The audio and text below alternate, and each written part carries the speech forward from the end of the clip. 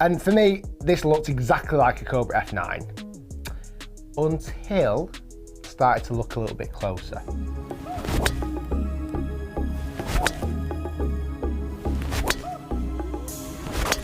111 miles per hour club head speed, 158 ball speed, 1900 spin. Feels good. The old dog feels good. 10.5 head, 1.5 degrees less loft.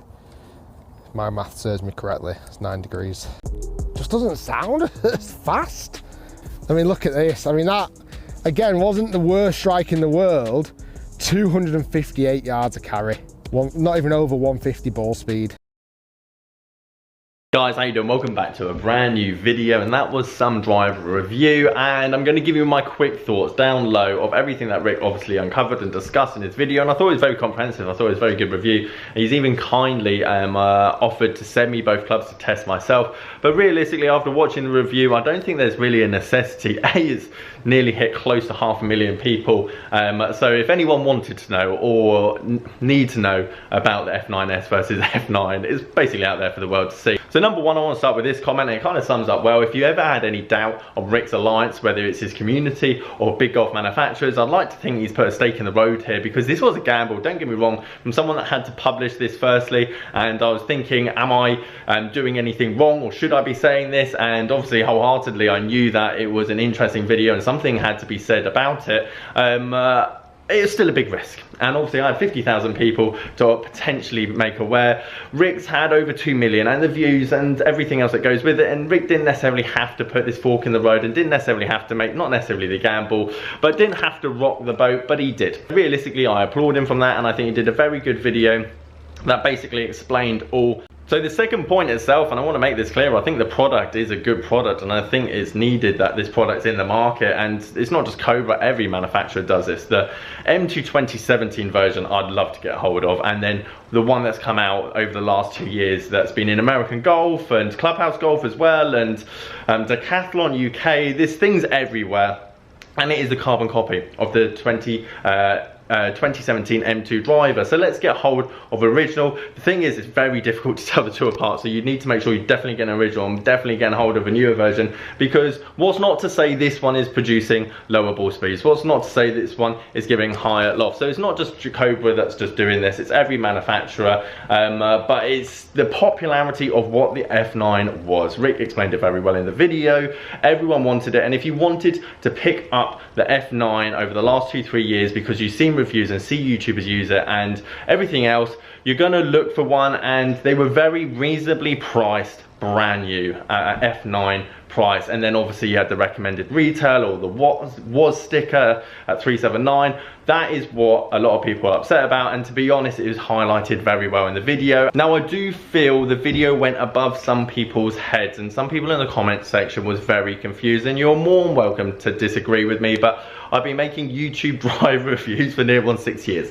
I've also been obviously a PGA coach and a club fitter in many different places, and I'm by no means an expert. But the important thing when you're trying to review a club to as fair as possible is making sure the relation of your club head speed doesn't change, and you're trying to hit the ball as well as you possibly can, just like a robot would. You're going to get rid of the anomalies. Not saying that Rick did get rid of the anomalies, but the only one constant you can have is when you hit a good one, if that makes sense. And we saw quite a few drives from both drivers hit on target, starting on target, finishing on target, with differing ball speeds to the club head speed. That's the only thing you can take away. So I saw a lot of people going, Rick, surely lofting it down is going to open the club face in relation, and yes it does at address, but he actually hooked one with the F9S. It actually finished left of target, so at impact that club face would have been more closed than, let's say, the F9. And we didn't see the full numbers, but what I'm trying to convey here is that whatever you change at address, and the whole reason that he put his shaft and didn't even bother with the helium shaft is because the helium one would have lofted it up even more impact. It's a light, regular, very basic shaft that is just going to produce even worse numbers. So yes, you could go, Simon, why didn't you use the helium? It would have performed even worse than the X-Diff that he had in his, and there would have been 40 yards drop off or 30 yards drop off. Yes, for Rick. But what happens if we'd put the F9 with the X-Diff and the helium shaft one with the F9S in a 6-year-old golfer that's just played for the last few years? That helium F9S would perform better. It would get more launch. It'd potentially have the right spin rate for the gentleman's clubhead speeds, and the F9S would then go further than the F9 in the stiff hazardous smoke 6.0 or 6.5. I can't really remember what Rick had in the club. But you're getting my point here. This is why I said the product's good. I like the product. The product, I understand why you have these in the market. And realistically, the people that go buy them will be fitted into a regular helium 10.5 with a head that potentially spins more, but I don't really care about the spin, but potentially spins more, and that will suit the person. It's more about the marketing, the way it was presented to the public, that we all had an issue with. And again, touching on the ball speed, this is a win for Cobra, let's be honest, because if they're manufacturing a driver that can retail at almost £100 cheaper than the premium product or the original product, and there wasn't a change in smash factor, and this is important. I looked at all the tests, I looked at all the numbers that Rick showed us on camera, and the smash factor was never higher with the F9S, even on the good hits. As he said, we have to take Rick's word for it, and I don't know why you would ever gamble lying on trying to manipulate numbers, because it's too big of a risk for him. So we're gonna take his word for it, of course. When he hit the ones well, out the middle, and the and the ball started on line, so we knew the club face was not open at impact. If he just push slices with the F9S, yes, you've got more loft at impact, but the club face was pointing at the target in relation with the driver at 9 degrees. Lie angle is going to make zero difference, so therefore smash factor is the key. Out of 100 miles an hour, let's say at 1.5, and the 1.5 is maximum. Maybe 1.52 on Trackman, maybe 1.48 on GC Quad, whatever the numbers is, but this is the biggest thing, is that premium drivers haven't been able to increase ball speed. Otherwise, and I'm telling you now, if a manufacturer came out with a driver that could produce a smash factor of 1.6, i.e. you swung the club at 100 miles an hour and you produce 160 ball speed, they would call that driver the smash factor, because it would be the conforming, or the only conforming driver that could increase more ball speed from the measurable club head speed. And this is the whole thing that Rick was trying to point out in the video. He was swinging the club almost slower in times with the F9, but getting similar, if not more ball speed.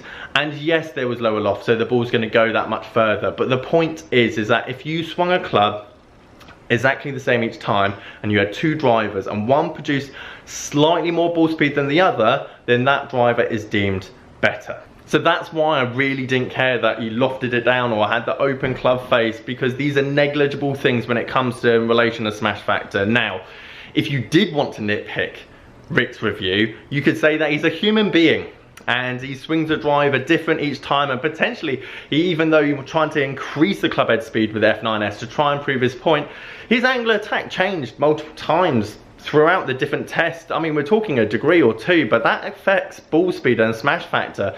We're talking into out path. Again, if you want to get the biggest smash factor, that head has to be traveling virtually into in on the line of the target, and angular attack has to be perfect in relation to the loft, so there's no way that ball can just slide or skew or move. And again, we're talking there's 0.0001% people in the world that would probably be able to do that repeatable, and they're the highest paid earners in the game, or you just buy a robot. But a lot of people had an issue with the loft and the different shaft not being appropriate for that particular head. Yet the actual things that would affect ball speed, such as the angle attack and his varying into out path, were kind of left to the wayside. And again, those numbers negligible, like many tests hit on different levels and different types and different shots, and he only showed the ones where they were similar starting points to finish points.